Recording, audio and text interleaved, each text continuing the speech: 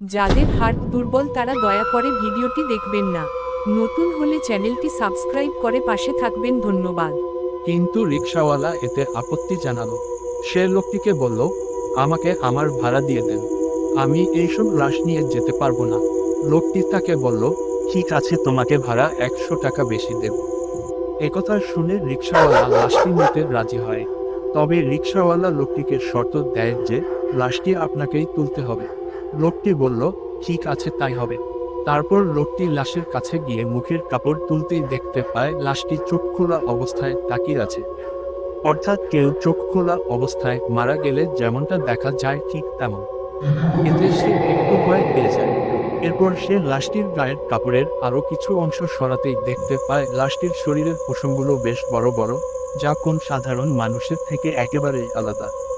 অর্থাৎ পশমগুলো ছিল ঠিক ভেড়ার শরীরের পশমের মতো। এটা দেখে লোকটি চিৎকার দিয়ে অজ্ঞান হয়ে যায়। আর সেই রিকশাওয়ালা এক চিৎকার দিয়ে সেখানে থেকে দৌড়ে চলে যায় আর এক বাড়ির সামনে গিয়ে পড়ে।